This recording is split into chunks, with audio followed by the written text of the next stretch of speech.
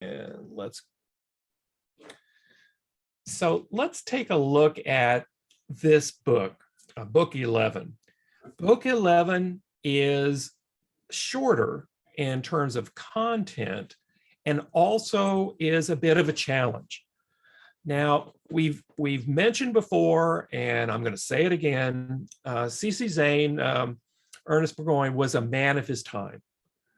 And if we look at the period of time when these materials were pulled together, it was a society that is, I think, far different than what we see in the United States or in Western civilization today versus what it was in the 1920s, 1930s.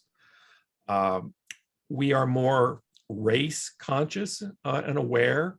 We are more ethnically aware. And I think there's an effort in society, at least, to be as much or more inclusive rather than exclusive. So the first half of this material that we're going to study about, I think, is extremely important, and we're going to expand on it here for just a little bit. But the last half, we're not going to have much focus on, just because it is somewhat problematic, and I'll go through that. So let's talk about the doctrine of divination in terms of chapter 1, serial lesson 18. Now, there's 3 important concepts that I think you gain from this serial lesson. The first is the understanding of time, represented on page 9, the understanding of consciousness, 10 and 11, and what Zane classifies as extrasensory perception, which is a little misleading because people will have connotation of what ESP is, and his is a much broader definition.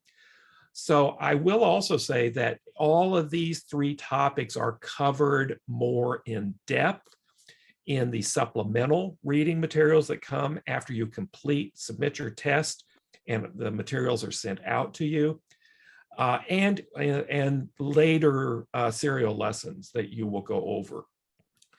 Very quickly, time on page 9, this is a period when Einstein's theory of relativity was really in full bloom. Understanding that time and space, that time is another dimension, if you will, to height, breadth, and width. When something occurs often is a definition of how it's interpreted. And there's 3 levels of time, 3 understandings of time that have, we'll say, shaded man's perception, man and women, individuals' perceptions. The first is that the individual is beneath nature and subject to nature.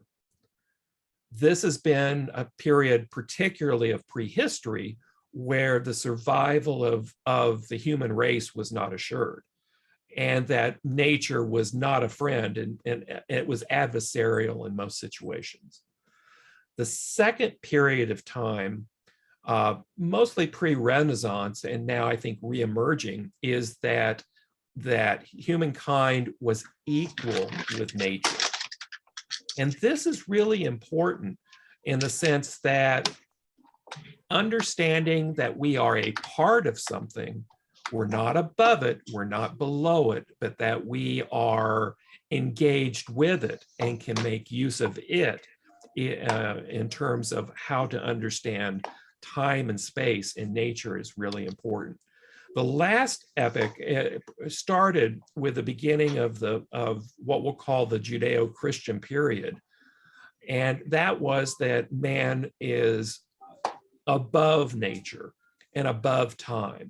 And that time is very linear in this period, that it begins and it ends. Within the understanding that nature and man are, if you will, codependent and co-workers, we see time being interpreted as cyclic. And then prior to that, the definition of time in prehistory was that it was a finite, very jagged, not in a continuing line, but just in spurts of events. I really want to focus, and I believe that Zane correctly interprets that time is cyclic, that you will see repeating cycles that come, they occur, and then they reoccur. And that time as a dimension of space is part of that interpretation. And again, if that doesn't necessarily make sense to you, hang in there, because there'll be more commentary on this in later materials. The takeaway from this is that we are co-creators with nature. We are not above, we're not below, that we are actively engaged, whether we accept that as a fact or not. Consciousness on page 10 and 11 of the green student books is also somewhat similar to that. Our consciousness spans a variety of different planes, an inner plane, an outer plane, and if you will, our existence, and then that existence which is not necessarily readily visible unless you seek it out and look for it. This is an area of study that can reap great rewards. And again, our consciousness will be explored in more detail in later books and supplemental readings. So if this wets your whistle, if this kind of intrigues you, just know that this is material that will be covered in greater detail. Now, Zane makes a great emphasis in terms of extrasensory perception, pages 16 through 18. And he categorized them as what he'll say is risky or dangerous, something that is somewhere in between, and then something that is safe in terms of interpretation. But at this point, does not fully explain the whys. And again, this material will be expanded upon greatly in additional materials. But let me just summarize. Mediumship is a situation where you are taken over, that you acquiesce control, voluntarily or involuntarily, to another entity.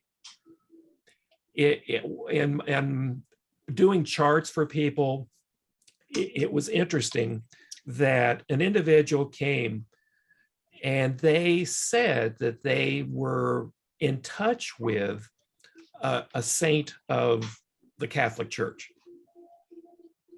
and that saint spoke to them and through them to give them information.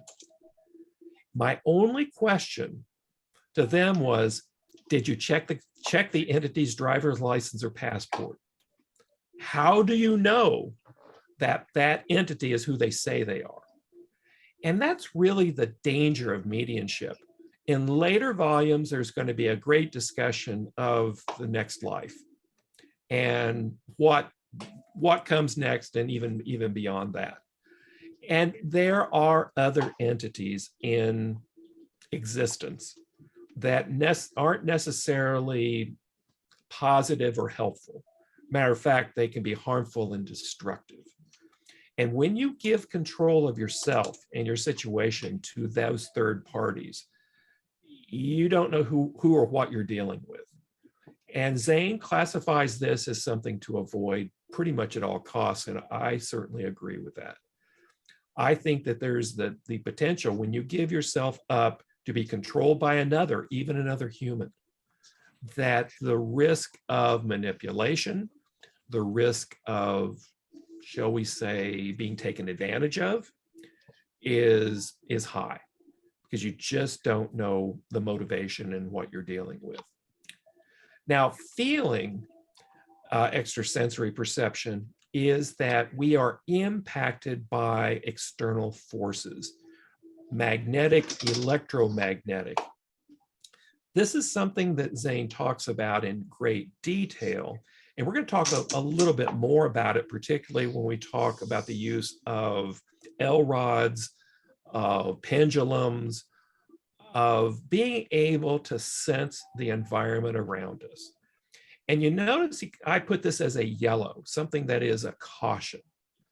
And again, this will be explored in greater depth, but the potential to get, if you will, distracted by this, and for these influences to become the primary objective and understanding them can lead you away from, if you will, the greater spiritual engagement that we can have and greater spiritual understanding. Now, the third is intellectual ESP, and that's direct communication. One modern term for this, and something that even the many governments have explored, is something called remote viewing.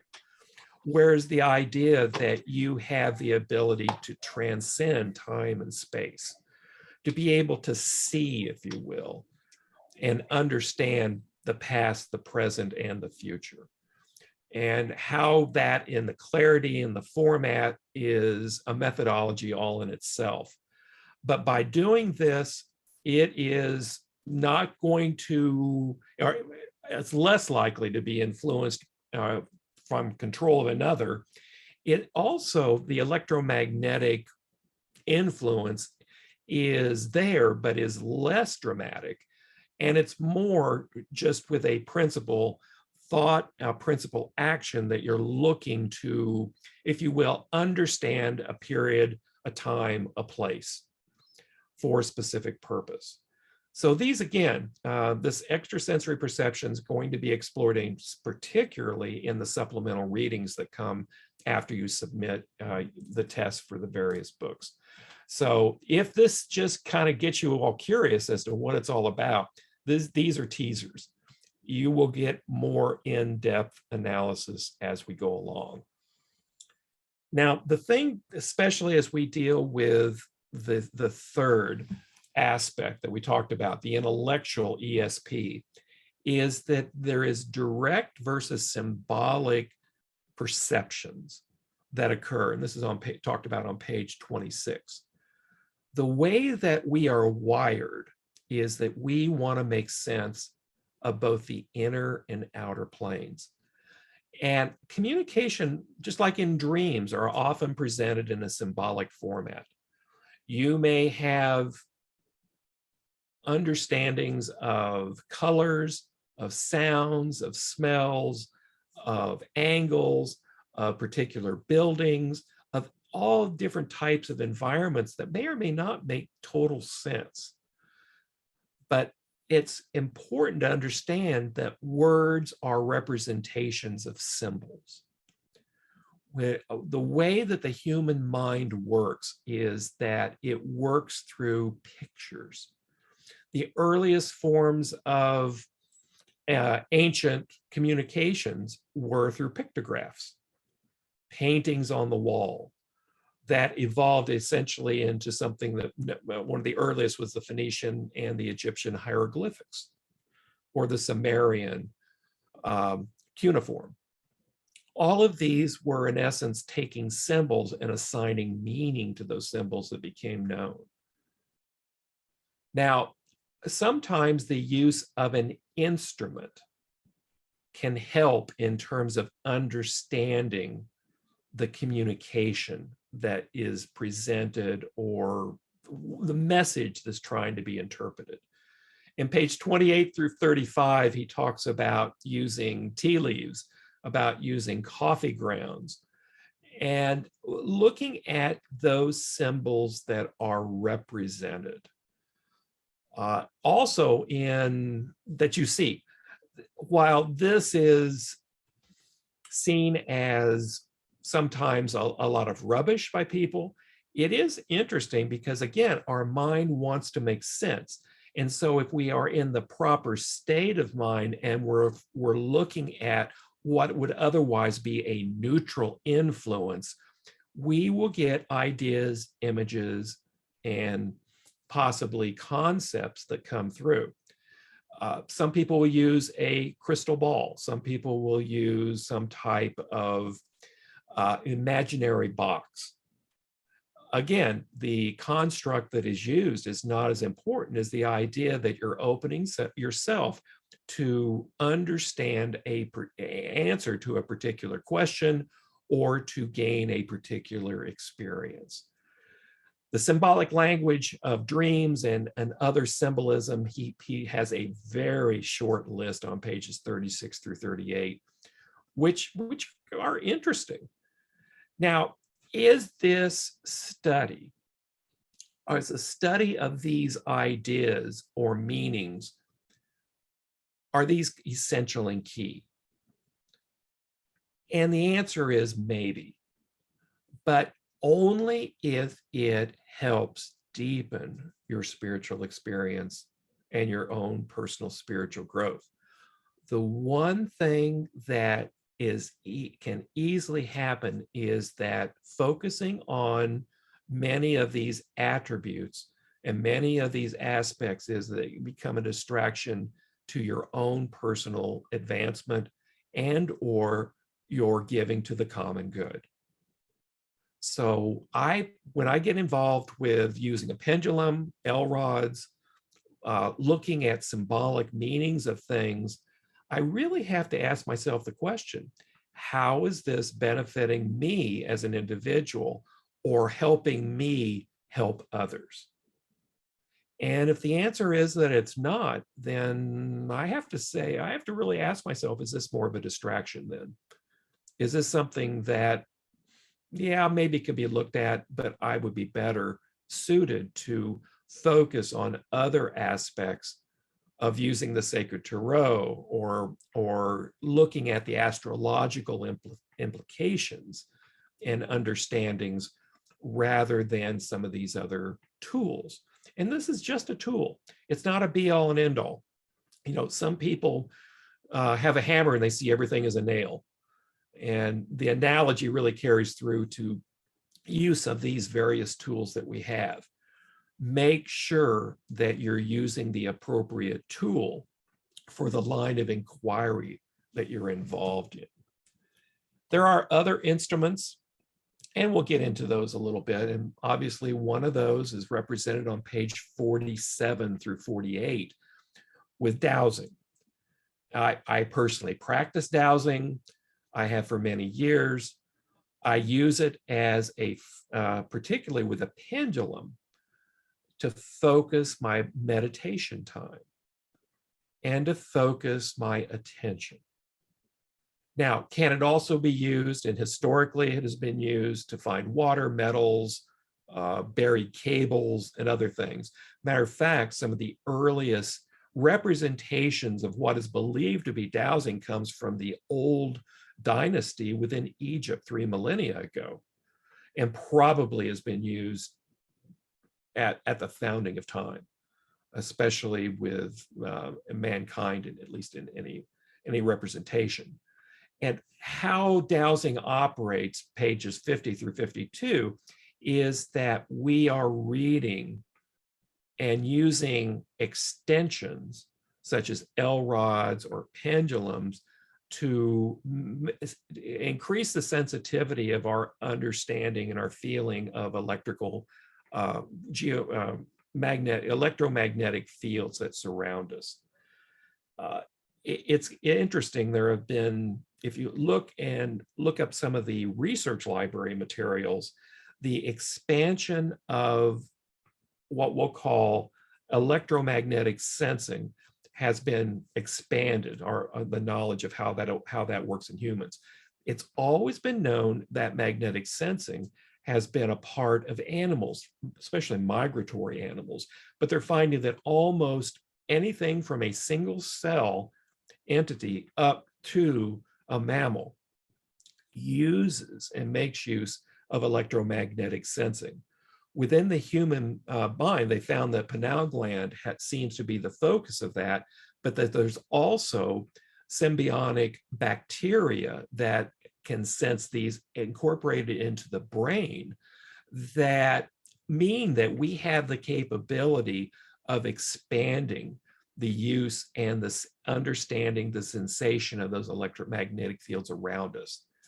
Now, with the debate going on about 5G and the constant stream of electromagnetic energy that surrounds us, everything from our computer screens to Bluetooth to Wi-Fi to 4G and 5G, the harmful effects of these may or may not be fully known or understood. Matter of fact, there's now an accepted diagnosis of people that are dramatically affected by electromagnetic influences in our environment. But just know that we can also make use of these for good and for constructive types of activities. A dowsing rod is explained in 53 and 54, and if you're viewing this prior to the 2022 convention, that we'll have, hopefully we're going to be able to do a practical demonstration of creating dowsing rods, and then actually use them in a short experiment using trimmed coat hangers. It is really fascinating that virtually anyone can make use of this to detect electromagnetic fields or other types of actions like water lines.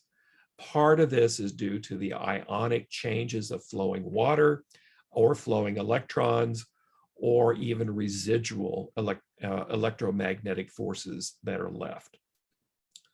The pendulum is briefly explained on 59 and 60. Again, there are whole organizations devoted to the use of pendulums and L-rods. The American Society of Dowsing is the largest within the United States. And it's interesting how that Zane does touch on this, and it can be used as a focus of attention, or where there is a yes or no response needed. Is this 100% reliable? And the answer is no. Is it accessing what you know and what could be universal knowledge? And the answer is probably. It is a tool, and making sure that we use the appropriate tool, just as we use the tarot and we use the astrological chart, is important, and that it not be abused or made into something that it is not. Again, at the convention, hopefully we'll explore this in greater depth. I will say that if you are using pendulums, it is important to make use of the chart contained within book 4 on ancient masonry that talks about the association of metals and of crystals and stones associated with each birth sign. And that if you use a pendulum, you increase the effectiveness by making sure you're using as the pendulum weight that element that is most closely associated to your birth sign. I found that to be great. Also, I use a copper chain. And again, we'll get into the methodology in either a later class and hopefully at the convention as well. So pendulum is a tool that you can make use of just as other types of dowsing rods. Now we get into some of the problematic. Cultural and ethnic bias is probably, and I believe actually present in these chapters of 4, 5, and 6. And that's serial lessons 121, 122, and 123. It represents a Western perspective, mostly associated with those of Western European descent. It has racial implications as well. Now, for those of you who are a little older or students of history, there was a movement prior to World War II, and unfortunately still continue today, called eugenics, studying the effects of racial differences. And this can get into and be even interpreted that there's some characteristics of intelligence and others related to specific facial and body features and personality attributes.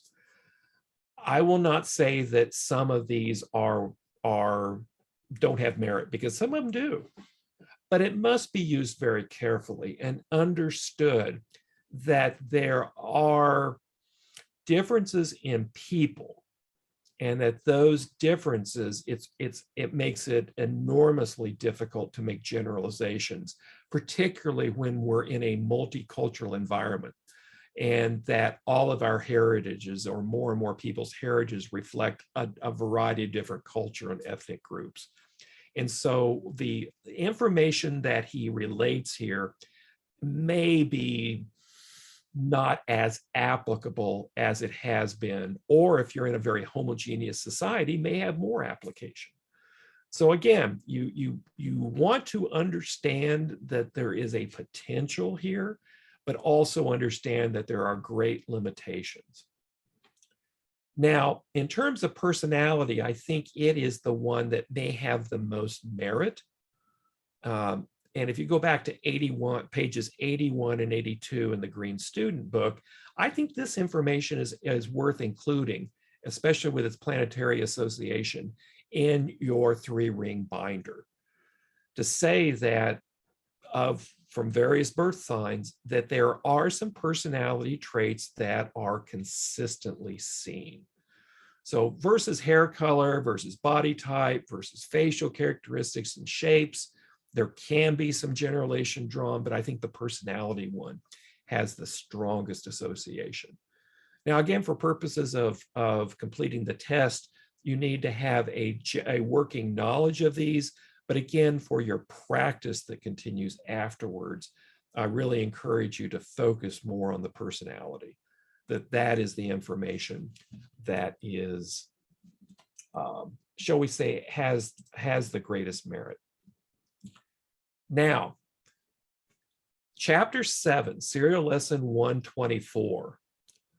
I really encourage you to take a hard look at this in terms of especially how to select a vocation.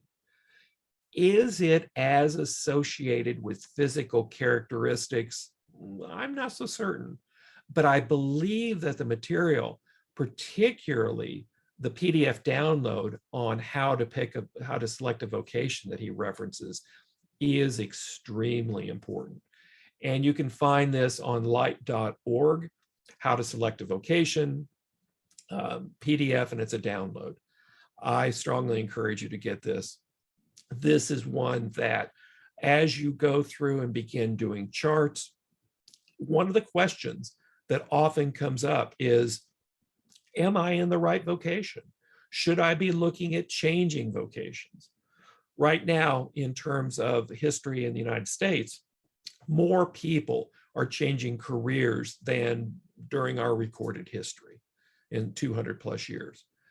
So this is a question that will often come up. And I think I have said this before, but when I do a chart, I always ask the question, what is it you want to know? And really try to focus the inquiry so that you don't end up with something that is kind of never ending if you have 2 or 3 questions. And vocation is one of those that tends to be asked more than not. That and relationships are probably the top 2. So this is one, how to select a vocation, is a download that I strongly encourage you to obtain and to put into your library. Now, that is really the substance of book 11, but there's a milestone here.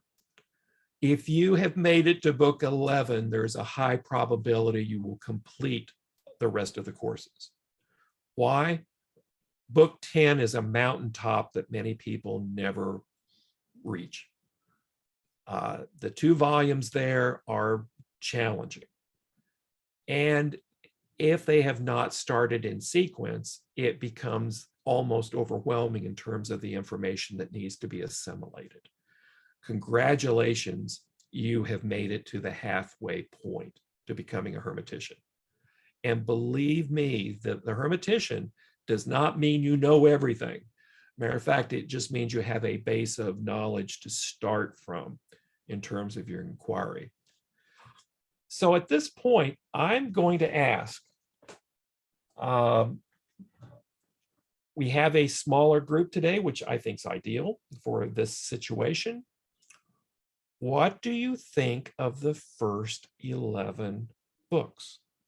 And what do you think of the course of study?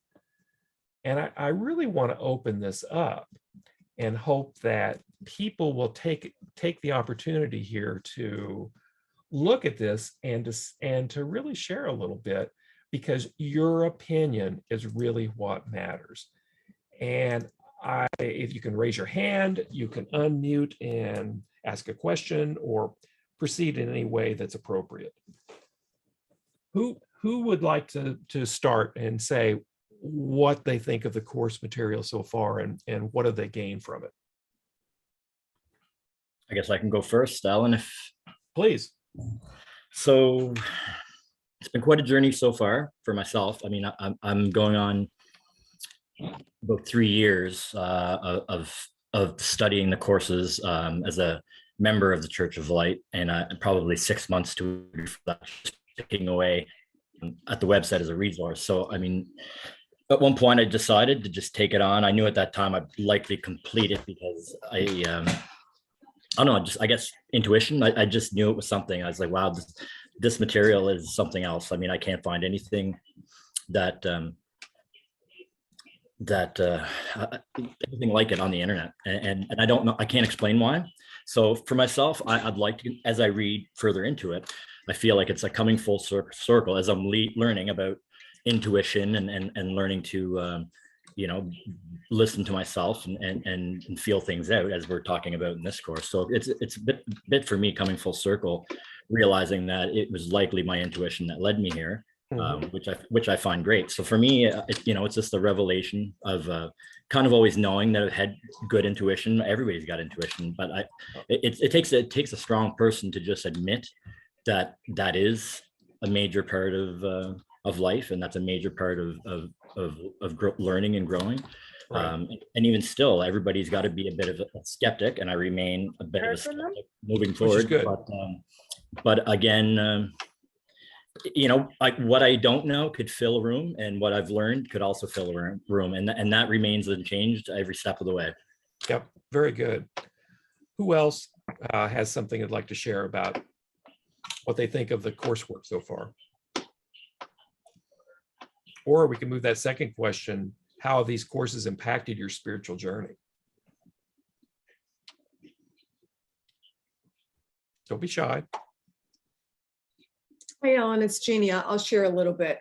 I'm new to the Church of Light. I think I joined about 3 or 4 months ago, and I've got a stellium in Virgo, so I want to get through everything, And but I also have a stellium in Leo, if you can believe. So I've got 2. So I jump, from topic to topic because my mind just takes me to places. I delved into the tarot book. I found that just riveting, page turning. And then I got into spiritual astrology. What I love to do is get up early in the morning anyway and start my day at 6 a.m. with a good 45 minutes of reading. The material is deep. It's very, very deep. And I've searched and searched for years and years all over the internet. I have tons of books, and they all dabble in this information. Right. But they're really just dabbling. They're really just dabbling. I believe, I didn't find this a long time ago because I think it would have been too intense. And I'm committed to stay the course, and I realize it's going to take a very long time, but I am doing the exams on paper. Yes. And I like that they're challenging and that you really have to reread sometimes to find the answer. Yes. Because I want to do it right. So I'm really wowed by the fact that we don't have so many more people. It's amazing to me because intuitively, as Jody said, I mean, there's truth behind all of this. There's absolute truth. And I've always wanted to go back to, Atlantis and the Egyptians and this ancient knowledge. And this really pulls it all together for me. Yep. So I thank you, Alan, for stepping in and doing all that you do for us. And our previous president, sorry, your name has left me, Church of Light there, but all that you do to keep this going.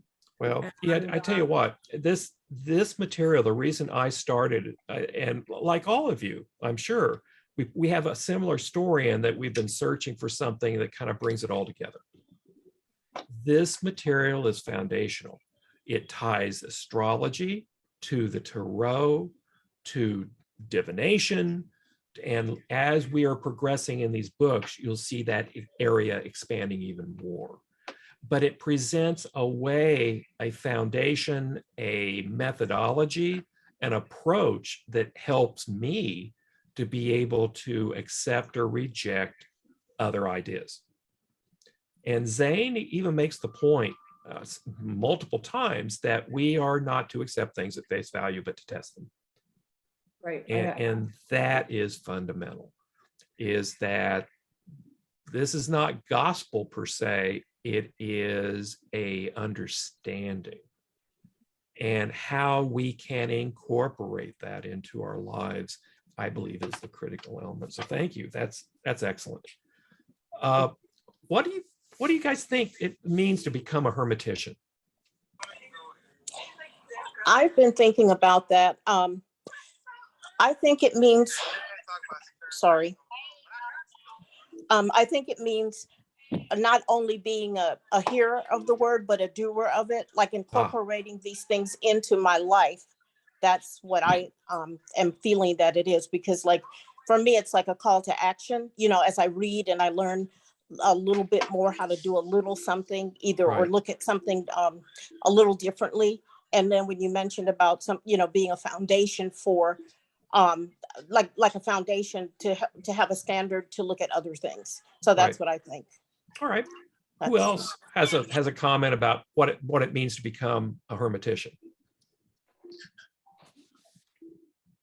I feel, I love the word anyway, and I love the coolness of it, but I feel it's having the knowledge of the ancient wisdom that is so ancient we can't even fathom how ancient it is. Yeah. But having the knowledge, the innate knowledge of that, and living from that place, not only in this life experience, but I do believe that whatever knowledge I gain in this experience, I carry forward. Yes. And that's a body of knowledge that I want to feel at my core. Excellent. Yeah. Jody, what's it mean? What do you think it means to you? I meditate in this one every now and then, and it means, you know, it's something as simple as me joking to my friends that I'm just an old hermit living in the woods, because I literally did move in the last few years to a rural area, and as I'm in depth reading all this stuff, you know, I find I'm almost purifying my life, you know, getting rid of the dross and the things I don't need, and you know, the alchemy is coming through in that way. But when I think of that word myself, like I really ponder it, I think there's a lot of things I think about, but I think of the root of the word, you know, comes from Hermes Trismegistus, who in many cultures was revered as a god, Right. and is associated with Mercury, right? So we're talking knowledge. Yep. So And it's really just the pursuit of knowledge and truth and light. All right. How about one other person?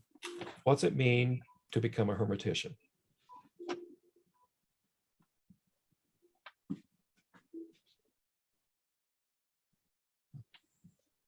All right, Peg, are you available? Yes, I'm here. What do you think? What does it mean to become a hermetician to you? I was still mulling over the whole issue of the Church of Light and how we found it, and what it means to us. So I haven't actually gotten to the hermetician part, but for me, as some of us at the church call ourselves refugees from organized religion, I think most people do have a spiritual bent, but a lot of religions they don't give you an instruction manual. It's like, you must be good, you must not sin, and they don't tell you how. Right. So when I discovered the Brotherhood of Light lessons, I was like, oh my goodness, here's instructions on how to be a better person. Excellent. And, you know, for me, that hermitician is a way of life. A way of life that I've been searching for, and a way to kind of put it into a form and a format. So it allows me to have a criteria to evaluate my actions against. So if I do A, or do I do B? And the materials contained in becoming a hermetician allow me the foundation to be able to make a better decision. moving forward. The second part is it's also, I see it as an obligation. I've always had pretty much a desire and motivation to help others. Now I have a requirement to give. We're all teachers and leaders in some aspect. This really then promotes that we have a responsibility to share knowledge at the appropriate level, in the appropriate way, not just blast people. But when you do somebody's chart, you are sharing information, hopefully in a constructive way that will help them be a better person and to accomplish the things in life. If you do the tarot for yourself or for others, it's the same thing. If you use ESP, again, it's not just about you, it's about sharing your gifts with others and making the world around you a better place. So for me, that hermitician is about personal improvement and changing the world around me in a positive way. That's great, Ellen. And just even living from that center of knowledge place, we're sharing, because people, you know, they collect from our energy and they want some of it and they quite don't know yet what that is. But, you know, we send it out. And there's a humility, because I don't have all the answers. Right. And sometimes I'm almost overwhelmed by the responsibility and the information available. I really don't want to do the wrong thing. And sometimes I do, even though I don't want to, unintentionally. Pretty big shoes to fill when you think of how old this information is that I'm learning from you, and that I, you know, we always thank you every end of every class. Thank you, Alan. But I mean, you received it from somebody else, but I mean, this information is so old. The term hermitician is so old. You know, at what point does that end? Is it going to end anytime soon? Likely not. No. But that leaves it up to who to fill those shoes. Well, that's up to us, right? It is, and it's up to us to teach others, particularly those who are younger in years, and to inspire them to investigate this and to test it for themselves. But you know, Alan, sometimes the message of you choose how to react, you choose how to feel, falls on deaf ears. It does, until it doesn't. Well, exactly, because, you know, I work with, I do volunteer work with foster kids, and you hope that someday, maybe 10 years from now, a little bell will go off in their head and they'll go, oh, that's what she was talking about. That's the best you can do. It will, Peg. Yeah. Guarantee you. It's awesome. And even with our families, you know, many of my family think I've just totally lost it. And that's okay. Yeah. They still love me, I think. So it's okay, because being authentic and being real and not hiding. In my meditation time this morning, I use Insight Timer. And I was listening to a course that talked about living boldly and not living in the shadows, and not bragging, but also not hiding, and being authentic. And I think being a hermitician also means having the boldness to be authentic in a way that helps others. And you're moving toward that. All of you are. All of us are. And we never arrive. And as we get into some of the later books, you're going to see why we never arrive. And that this journey continues, just in a different format. Vega, what are your thoughts? Well, I was thinking about it as everybody else is answering, and I've read the books now 3 times, and from beginning to end, and each time is just so revealing. And the first time, of course, I was going through the hermitician thing, and so getting through that was this huge accomplishment to me. Yeah. And getting a chance to be initiated was such an amazing thing to me, because we're taught all through life about spiritual, taking the time to feel your spirituality. And, Right. I was 50 something when I got into the Church of Light. And so I just feel like each time I read the books, there's just this complete different understanding. I feel like it's the living work that I can continually get information from.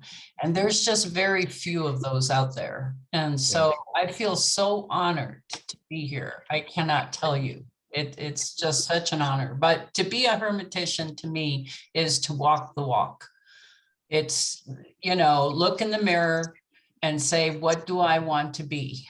And follow your path, because that's really what it's about to me. Yep. Absolutely. What other thoughts or questions do you guys have about the program? As I say, we have a few minutes left and kind of an open forum. Alan, Lori Yes, ma'am. has her hand up. Oh, okay, please. Lori? Can't hear you, Lori, Lori. unmute. Yep. Hi, everyone. Hi.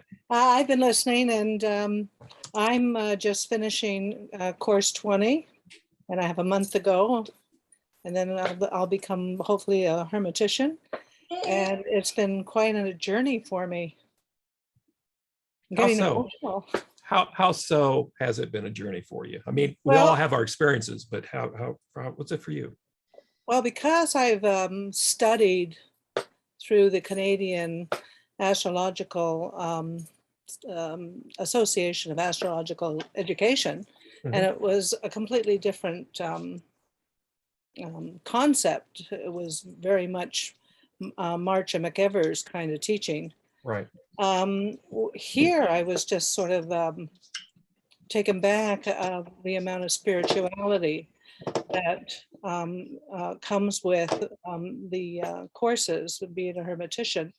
I am from a family that is not religious. We just carry on. There's been very little religion in my life, so I am getting spirituality. Yep. I guess for the first time. Well, you always had it. It was just a matter of now you've got a way to express it. Thank you. So, it's been quite a journey for me because I'm learning so much more than the astrology that I have been doing for the last, I guess, 40 years of friends and family. Yes. Love the science, believe in it, but becoming a hermitician makes me feel validated, I guess. Yeah. That I have the background now, I have the knowledge. Yeah. And as Vega also mentioned, the next time, once you complete the books and you go through it the next time, you'll be shocked at the amount of information you missed. I can see that, and I've been writing because I'm doing the course online. Mhm. I got my journals out, and anything that I've come across that I felt was worthy to take note of. I'm now on my 7th journal. And believe it's it. because I don't have the books. I think having the books makes it easier because you can highlight, you It can, does. well, and when you're doing it online, you don't have that. So I Right. felt that journaling was the best way for me to remember what I felt was important for me. Yeah. Excellent, So- excellent approach. And everybody learns differently. And so Yeah. finding that methodology that helps you learn. Yeah, Well- so I'm very excited to becoming a hermitician. What is next? I don't know, but I'm just going to follow this path and see what's next. Something to do with the Order of the Sphinx. Yeah, well, that's an organization where you can put into practice some of the attributes of that on a group level. So the broad range of opportunity and the ability to be of service Mhm.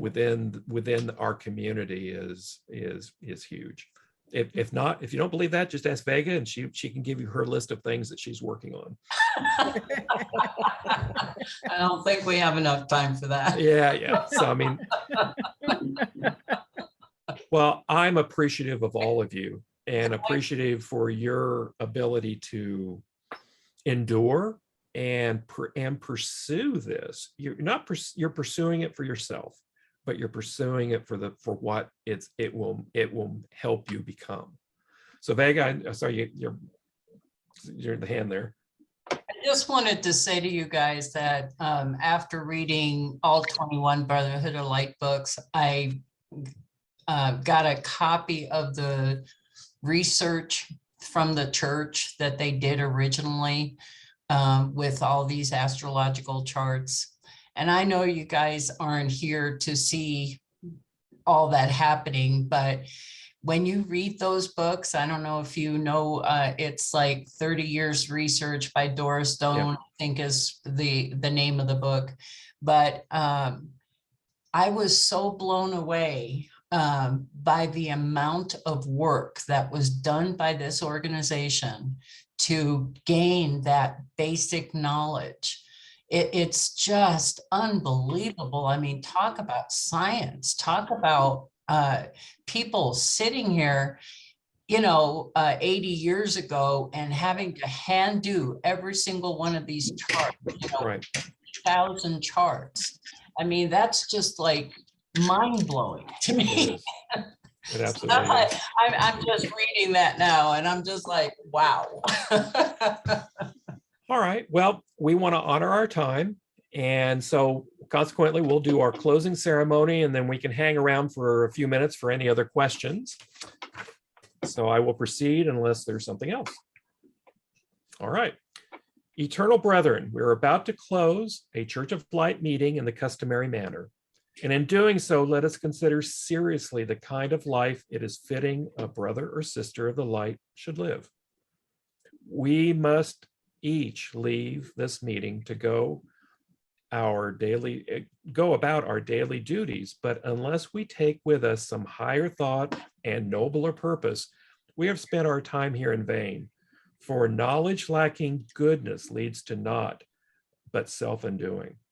Each brother and sister has pledged himself or herself to put forth an effort to alleviate physical and mental suffering, to dispel ignorance, and to spread truth. Therefore, even as we would be helped by those of our religion who are more enlightened, let us make every effort to assist others. And let each of us conduct ourselves, himself or herself, as to be an example of moral purity, radiating life, light, and love upon the world of his endeavor.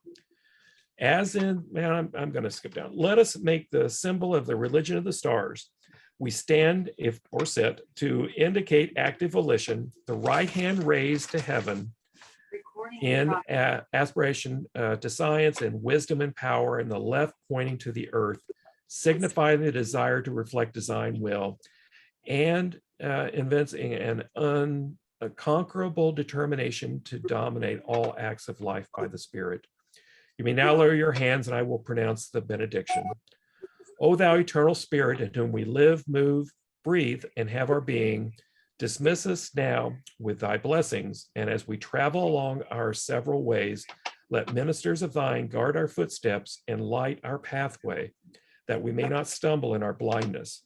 From our hearts we thank those who have assisted in our research, and now as we depart, we consecrate our efforts to the cause of truth and benevolence. So shall it be. So shall it be. All right. So shall it be. So we can stop the recording and questions, comments, Yeah, thoughts. isn't this